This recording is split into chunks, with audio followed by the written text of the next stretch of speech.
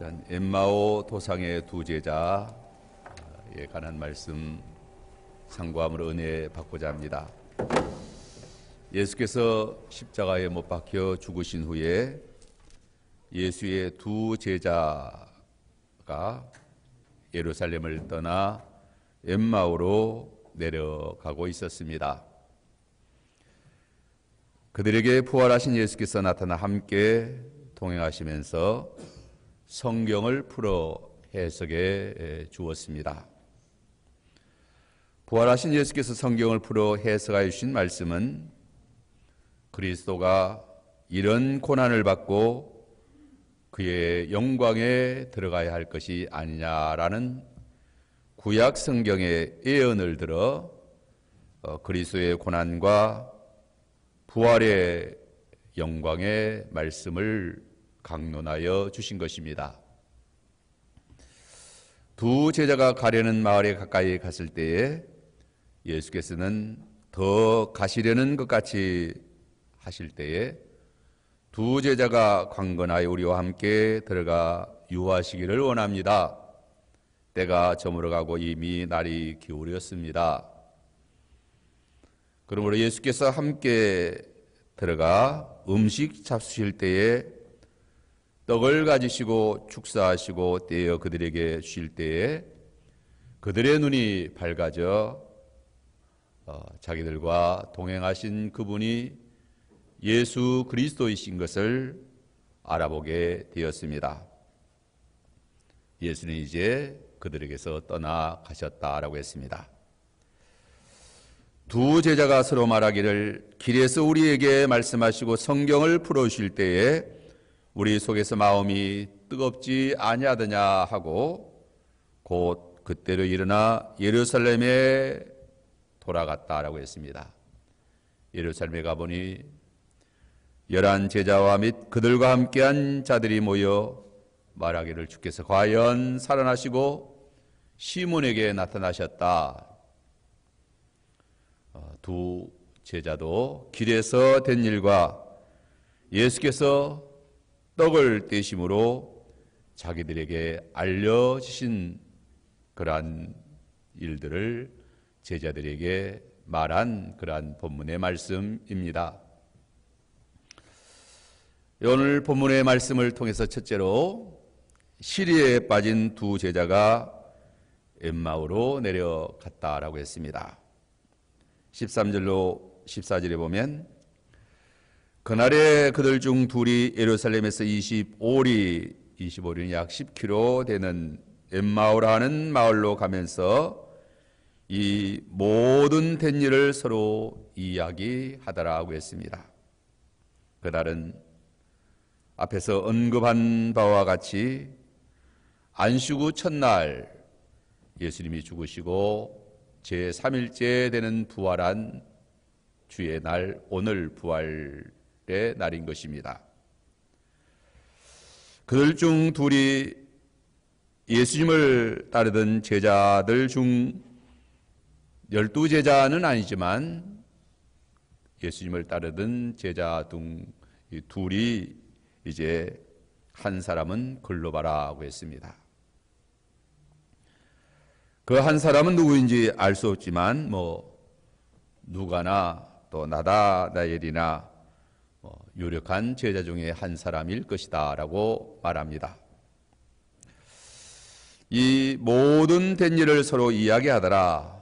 이 두 제자가 엠마오로 가면서 예루살렘에서 일어났던 예수의 고난과 십자가의 죽음과 그리고 빈 무덤에 대해서 또 천사의 예수님이 부활하셨다는 그러한 소문들을 서로 이야기하면서 이제 엠마오로 내려가고 있었습니다. 15절로 16절에 보면 그들이 서로 이야기하며 문의할 때에 예수께서 가까이 이르려 그들과 동행하시니 그들의 눈이 가리워져서 그인 줄을 알아보지 못하거늘 부활하신 주님께서 엠마오로 내려가는 두 제자와 동행하셨지만 그들의 눈이 가리워져서 알아보지 못하였다라고 했습니다.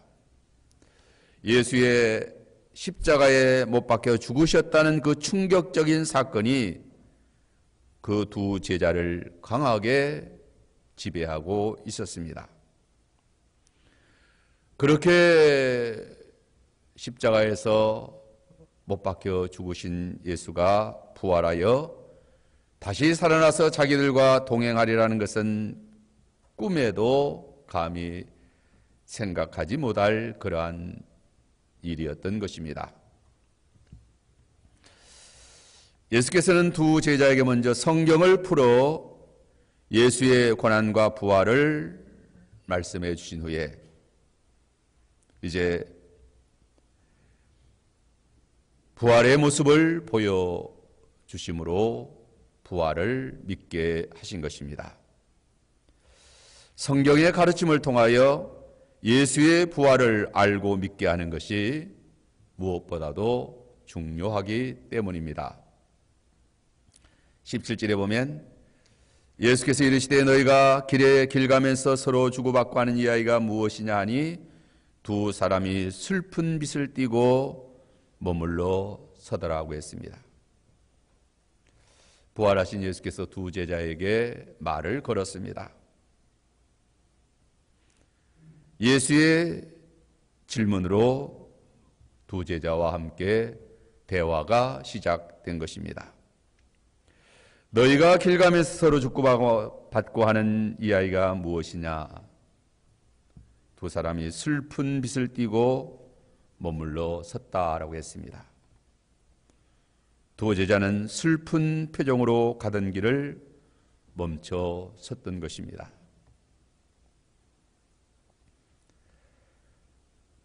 이 두 사람은 예수의 죽음에 대하여 깊은 시류에 빠져 있었습니다. 참으로 깊은 슬픔에 잠겨 있었던 것입니다.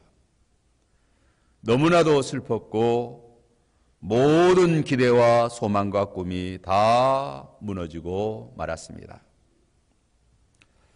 이 두 제자는 예수가 이스라엘을 속량할 자로 믿고 따랐던 것입니다. 예수는 하나님과 모든 백성 앞에서 말과 일에 능하신 선자이시므로 이스라엘을 구원하실 구세주 왕으로 믿고 큰 기대와 소망을 품고 예루살렘으로 올라갔던 것입니다. 그러한데 그 예수를 대제사장들과 관리들이 사형 판결에 넘겨주어 십자가에 못 박아 죽여버린 것입니다.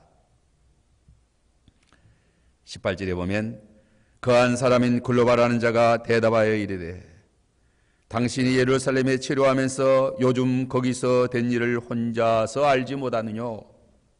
19절에 무슨 일이냐? 이르되 나사렛 예수의 일이니 그는 하나님과 모든 백성 앞에서 말과 일에 능하신 선자이다.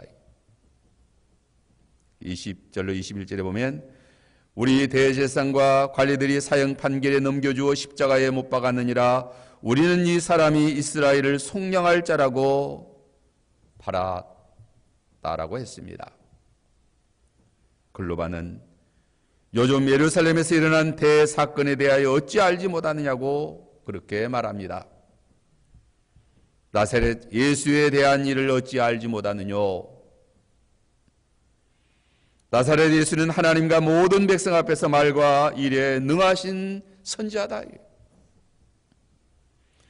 예수는 하나님과 모든 백성으로부터 인정받는 그러한 일과 말에 능하신 선지자였던 것입니다.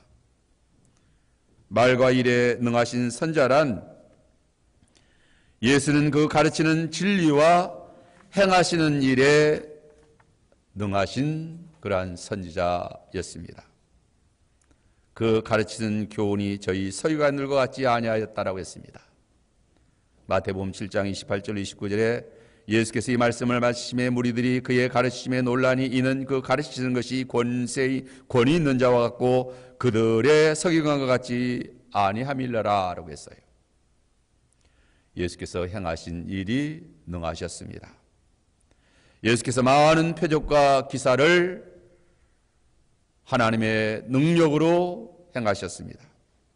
많은 병자를 고쳐주셨고 또 죽은 자를 살리셨습니다. 보리떡 5개와 물고기 2마리로 5,000명을 먹이시고 12바구니를 거두셨습니다. 예수는 참으로 말과 일에 능하신 선지자였던 것입니다. 작은 일 하나 그릇 행하지 아니하셨어요. 불의를 행하신 일이 전혀 없으신 참으로 의로우신 하나님의 선지자로 믿고 따랐던 것입니다. 그러한 예수를 우리 대제사장들과 관리들이 사형 판결에 넘겨주어 십자가에 못 박아 버렸다는 것입니다. 우리는 이 사람이 이스라엘을 속량할 자라고 그렇게 믿고 따랐다 이거예요.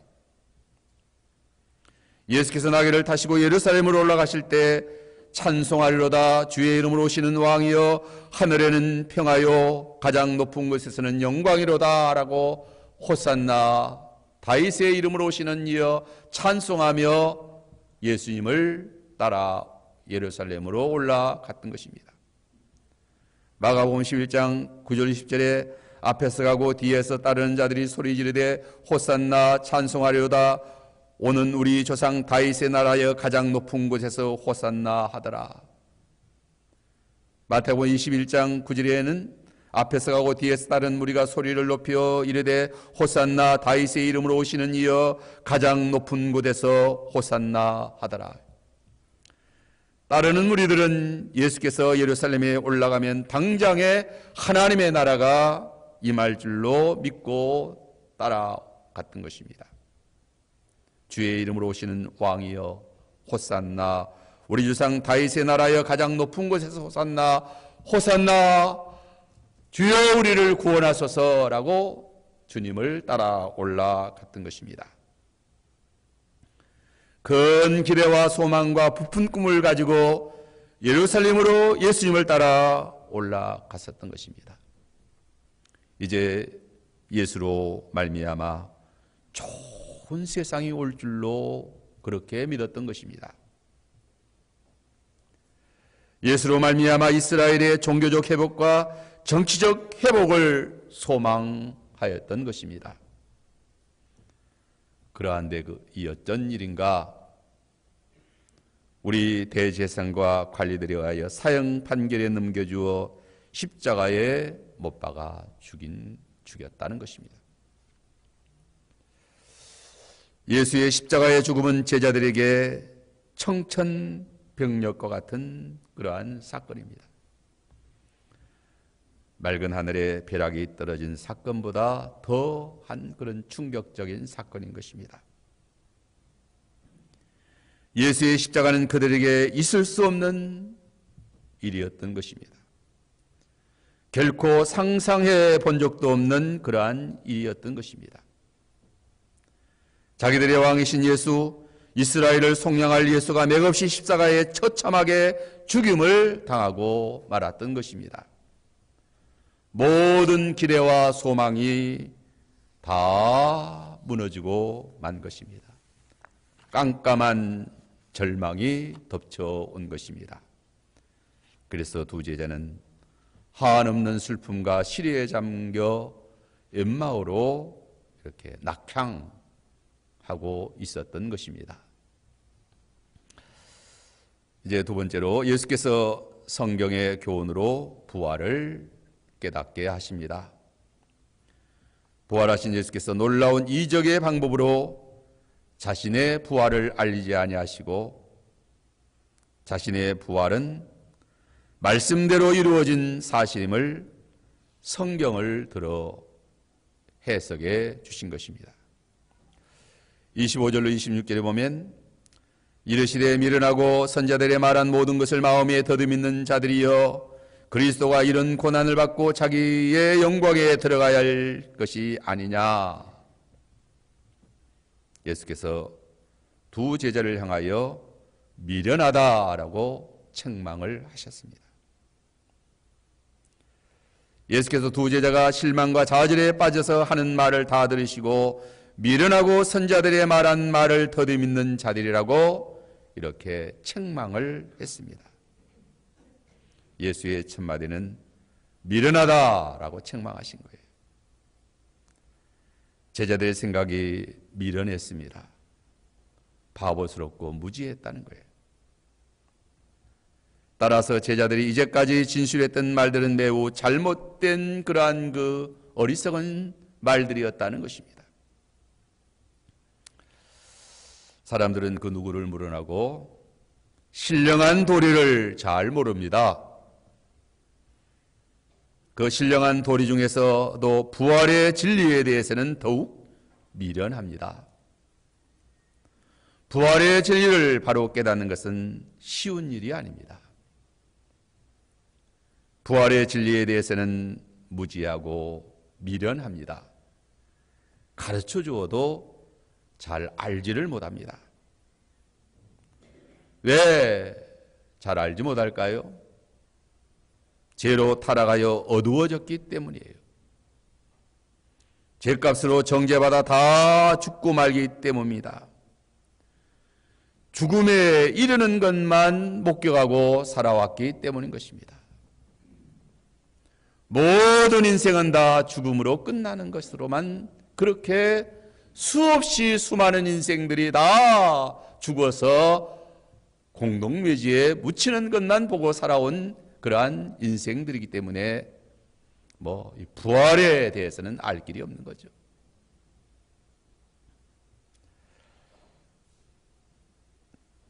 또한 예수님께서 선자들의 말한 것을 마음에 더듬는다고 책망을 하셨습니다. 선자들의 말한 모든 것을 마음에 더듬는 자들이여 그들이 신뢰하는 선자들의 말을 이해하지 못하고 있음을 책망합니다.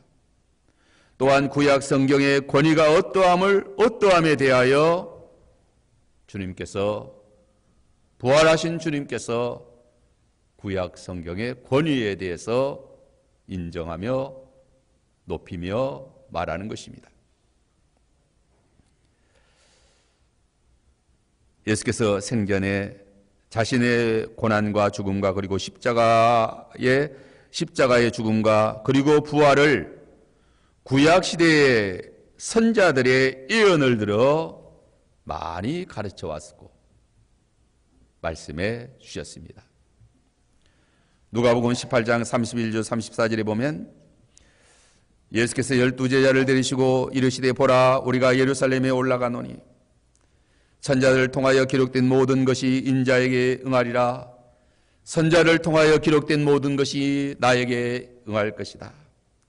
인자가 이방인들에게 넘겨주어 희롱을 당하고 능욕을 받고 침뱉음을 당하겠으며 그들은 채찍질하고 그를 죽일 것이나 그는 3일 만에 살아나리라 하시되 제자들이 이것을 하나도 깨닫지 못하였다. 하나도 깨닫지 못했어요. 예수께서 제자들에게 여러 번 고난의 십자가의 죽음과 부활에 대하여 말씀하셨지만 제자들이 깨닫지 못하고 믿지를 못하고 또 더디 믿었다라고 했습니다. 부활의 진리는 쉽지 않은 문제입니다. 인생의 문제에 있어 가장 어려운 문제예요. 깨닫기가 어려운 문제다. 부활의 신앙은 성령의 역사로 깨닫습니다. 부활의 진리는 성령의 은혜로 깨닫는 거예요. 부활의 진리는 영적 총명과 민첩함으로 깨닫게 되는 것입니다. 사람의 타락한 자연적 이성이나 심성으로는 알 수 없는 그러한 영역인 것입니다. 그러므로 예수께서 성경을 들어 부활의 진리를 가르쳐 주십니다. 26절에 보면 그리스도가 이런 고난을 받고 자기의 영광에 들어갈 것이 아니냐 하시고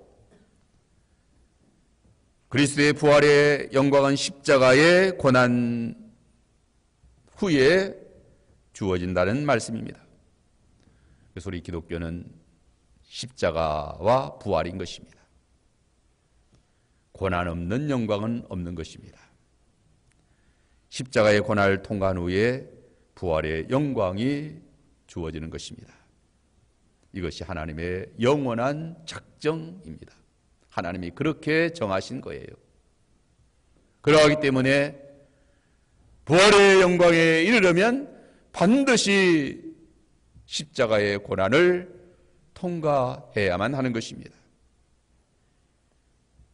구약성경에서 이를 잘 말하여 줍니다. 유대인들은 그리스도의 고난에 관하여는 관심이 없습니다. 영광만을 생각하는 그러한 오류를 범하고 있는 것입니다. 심지어 예수의 제자들도 그리스도의 고난에는 기울이지 아니하고 세속적인 영광만 추구했습니다. 요한과 야고보도 주의 영광의 나라가 임하면 주의 좌우편에 앉기를 구한 것입니다. 그러므로 고난의 잔을 마시게 되자 다 도망치고 뿔뿔이 흩어지고 베드로마저 예수님을 모른다고 3번이나 부인을 한 것입니다. 예수 그리스도는 영광 이전에 반드시 고난을 당하여야 한다는 말씀, 고난 없는 영광은 없다는 말씀, 이게 하나님의 진리의 말씀인 것입니다. 자기의 영광에 들어가야 될 것이 아니냐? 그리스도의 영광은 부활의 영광입니다. 부활의 영광보다 더 큰 영광은 없는 것입니다. 지극히 높음을 받으신 영광, 모든 무릎을 예수의 이름에 꿇게 하시고 모든 입으로 예수를 주라 시인하게 하셨어요. 하늘의 영광과 땅의 권세를, 하늘의 권세와 땅의 권세를 다 예수께 주셨습니다. 예수 그리스도 만왕의 왕이시요 만주의 주이시요 부활의 생명의 주 우리의 왕 그리스도이신 것입니다. 21절에 보면 이에 모세와 모든 선자의 글로 시작하여 모든 성경에 쓴 바 자기에 관한 것을 자세히 설명하시니라. 예수께서 자기에 관한 것을 모세와 모든 선자의 글로 시작하여 모든 성경을 들어 하나하나 자세하게 설명을 하셨습니다. 엠마오로 내려가는 25리길을 두 제자와 동행하시면서 약 10km를 동행하셨다고 하면 상당히 긴 시간을 이렇게 대화할 수 있었는데 모세 오경 또 선자들의 글 모든 성경을 들어 자기에게 관한 것을 자세하게 하나하나 들어 설명해 주신 것입니다.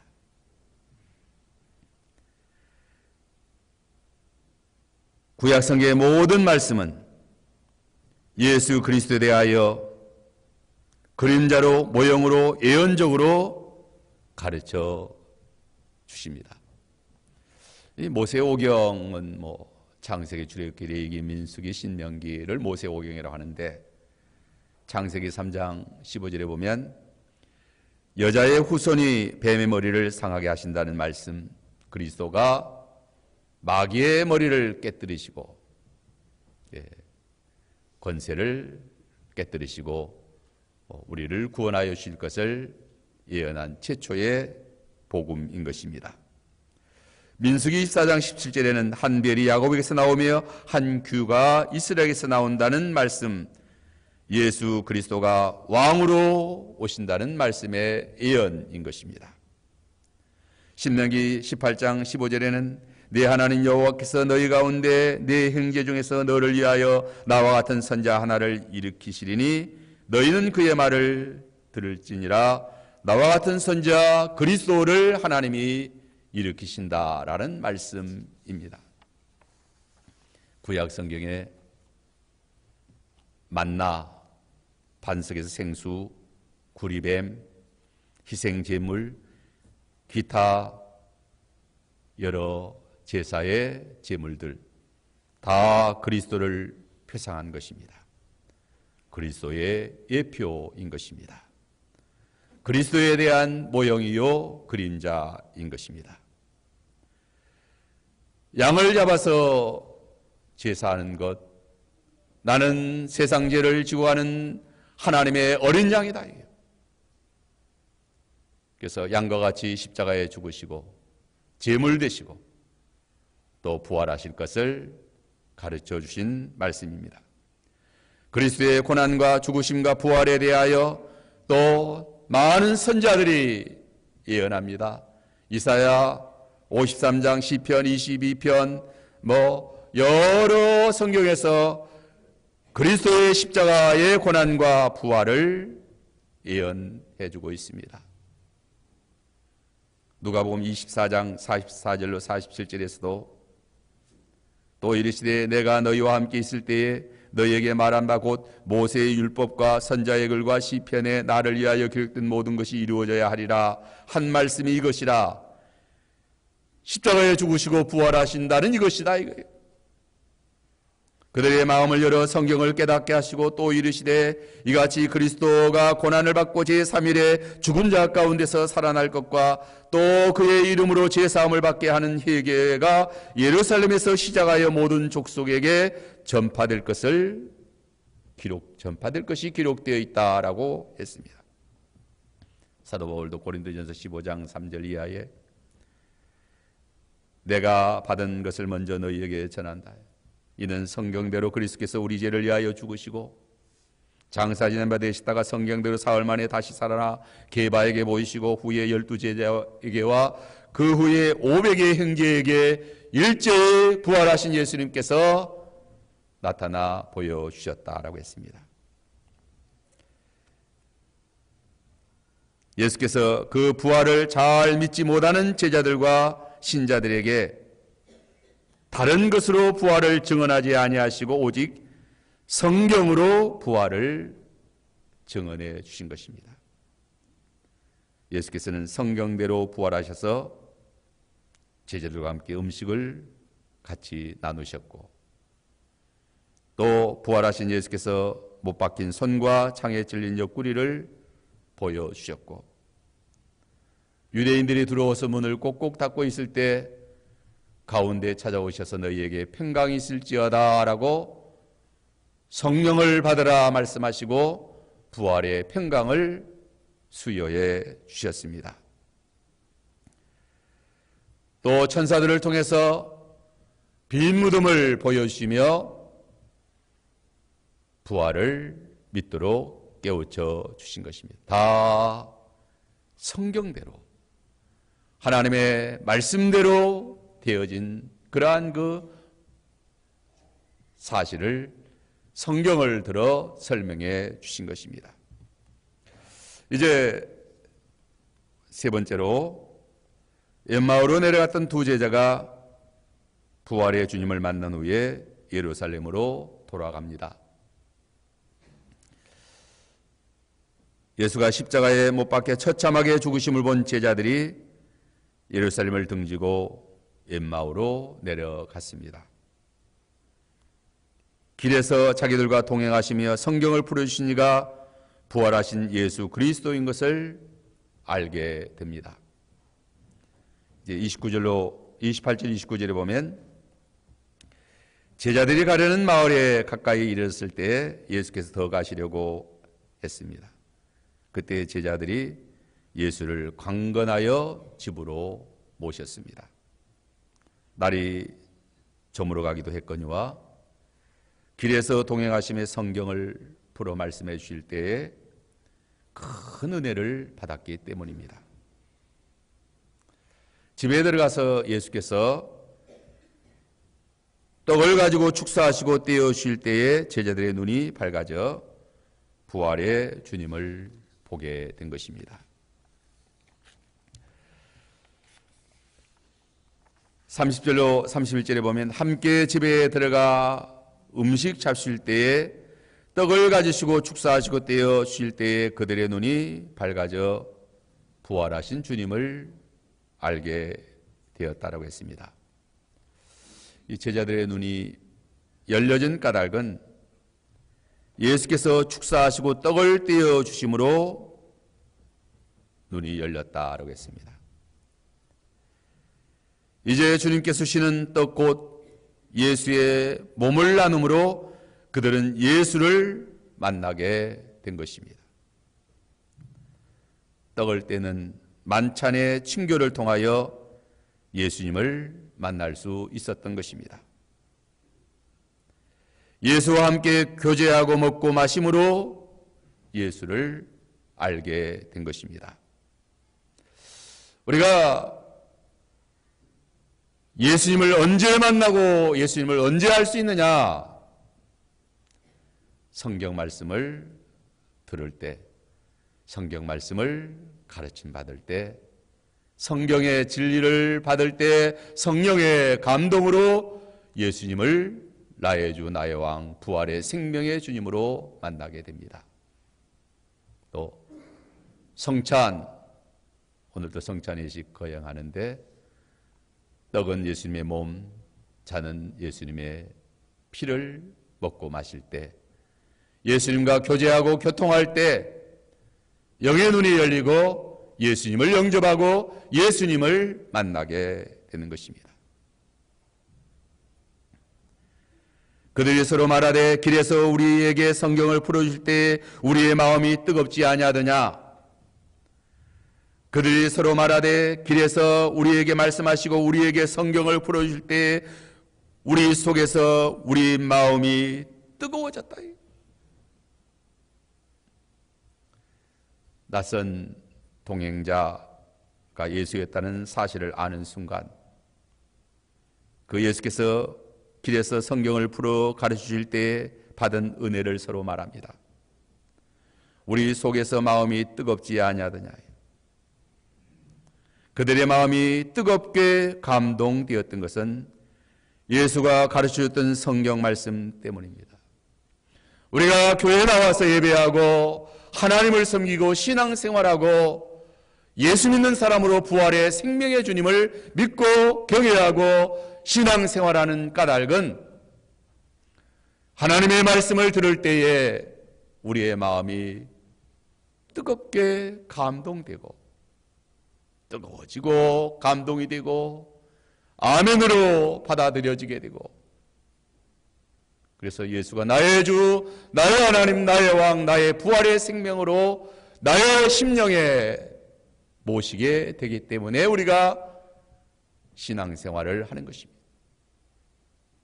성경 말씀 듣는데도 마음이 뜨겁게 감동되는 것이 없다고 하면 주님을 믿을 수가 없는 것입니다.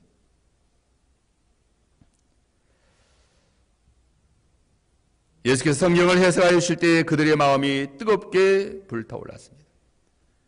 무엇보다도 예수를 만나는 중요한 요인은 하나님의 말씀, 은혜의 방편, 예수님이 나의 주, 나의 부활의 생명의 주님이심을 은혜로 영접하게 되는 것은 하나님의 말씀이요 또 성찬이요.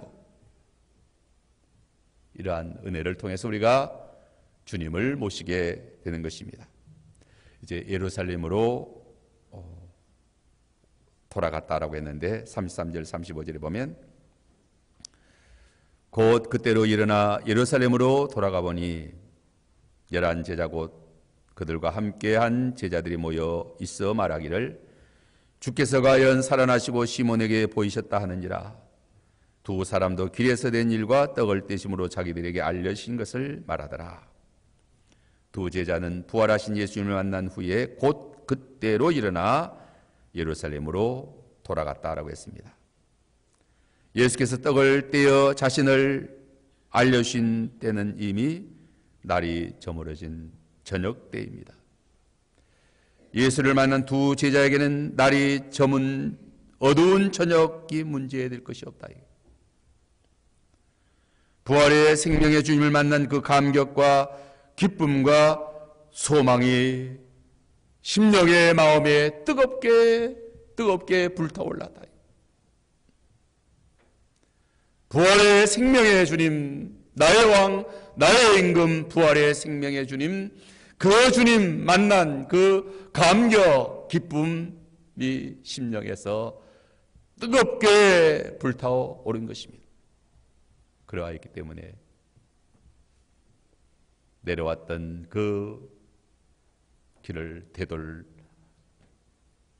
예루살렘으로 달려갔던 것입니다. 엠마오 도상의 두 제자 이야기를 통해서 슬픔과 좌절과 낭만 가운데 한없이 절망의 나락으로 내려가는 인생의 모습을 봅니다.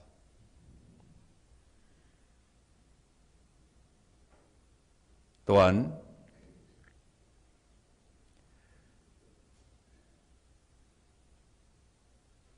부활의 생명의 주님, 부활의 생명의 주님을 만난 그 감격과 기쁨과 소망이 뜨겁게 불타오르는, 그래서 다시 올라가는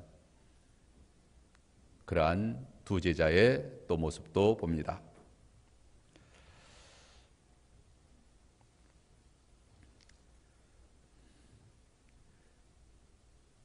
부활을 모르고 죽음만을 바라보고 살아가는 인생의 여정은 절망, 허무의 나락으로 내려가는 인생인 것입니다.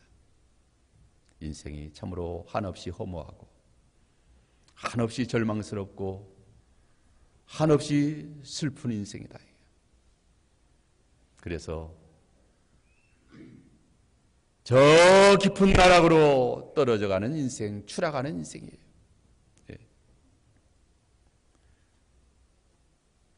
그러나 예수의 부활을 목도한 두 제자는 뜨거운 감격과 기쁨과 희망을 품고 예루살렘으로 뛰어 올라갔습니다. 발걸음이 얼마나 날아갈 듯이 그렇게 가벼웠는지 모를 것입니다.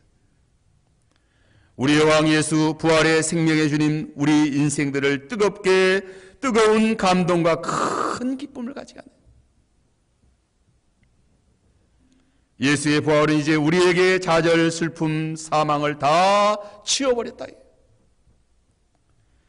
죄와 사망, 불의의 권세를 이기시고 부활하신 생명의 부활의 능력의 주님이 나의 왕, 우리의 주님이시다. 부활의 영광의 새로운 나라를 세우십니다. 부활절 맞이해서 우리는 부활의 생명의 주님을 만난 그러한 엠마오로 내려갔던 제자가 이제 엠마오 예루살렘으로 다시 올라가는 그러한 그 우리의 신앙이어야 하는 것입니다. 부활의 생명의 능력의 주님, 우리의 모든 문제, 모든 사망, 모든 슬픔 다 부활로 다 없애버리신 우리 주님이십니다. 우리 주님 모시고 부활의 생명이 나의 왕, 나의 주님이십니다. 우리에게는 영광만이 있고 승리만이 있고 영원한 부활의 생명이 나의 생명이 되어서 영원한 영광의 복된 삶을 우리는 영원토록 살게 되는 것입니다.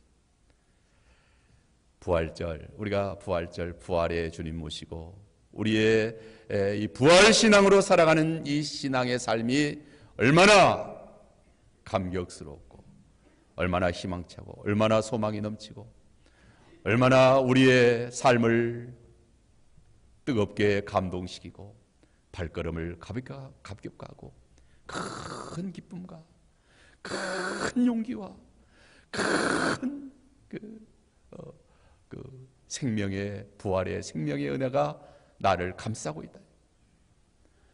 다시는 저주가 없고 다시는 사망이 없고 다시는 우리를 해할 그 무엇도 이제 예수의 부활로 말미암아 주어졌다는 것. 이러한 부활의 생명의 주님 우리 마음에 살아계시고 부활의 생명의 능력을 가지고 승리하는 그러한 우리들의 신앙생활 하도록 해야만 되겠습니다. 다 같이 기도합시다.